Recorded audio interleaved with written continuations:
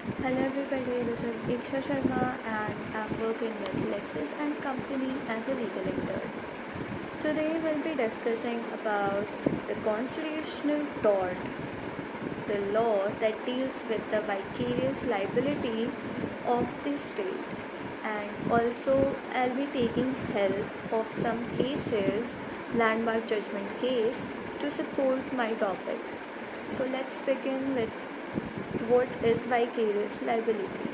So, vicarious liability is the liability that lies upon a person for an act done by someone else. It comes into play often in master and servant relationship. Most commonly thought of in employee employer relationship. It applies in other situations in which a person or entity holds a superior position to an agent. For instance, a hospital is responsible for its doctor's action. Constitutional tort is generally a judicial instrument by which a state can be held vicariously liable for the act of its servant. The concept of vicarious liability is rooted in the fact that the superior party, such as an employer, has induced, facilitated, and otherwise contributed to its agent's act. For example, of vicarious liability is when an employer is held liable for the action of one of his employees. It's a legal action to get a legal remedy in the form of damages when any of the constitutional rights are violated.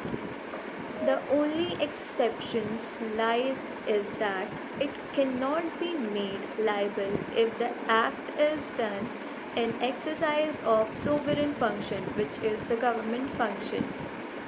As there is no legislation which specify the vicarious liability of the state for tort committed by its servant, it is under Article 300 of the Constitution of India 1950, by which emanations of the right to file a suit comes from. Article 300 gives the right to the public to sue the state, while it came into force after implementation of the Constitution 1950. Now let us discuss some landmark judgments on constitutional tort. First, we'll talk about P&O Navigation Company versus Secretary of State for India. This was the first case in which the sovereign immunity of the state was debated. There was a piece of funnel made of iron which was being carried by some workers of, on a government steamer, in which it was hit plaintiff's horse driven carriage. Plaintiff sues the government for damage due to the negligence on the part of the servants employed by the government. The court held that the government cannot be liable when the injury are caused while carrying out sovereign functions, but is liable when the act of the servant are non-sovereign function. Let's talk about another case, Rudal Shah versus State of Bihar. In this case, the petitioner had filed a case against the state for his illegal imprisonment for 14 years and asked for compensation and rehabilitation cost. The question presented before the apex court was whether the court can award monetary damage under its jurisdiction as given in Article 32 or not.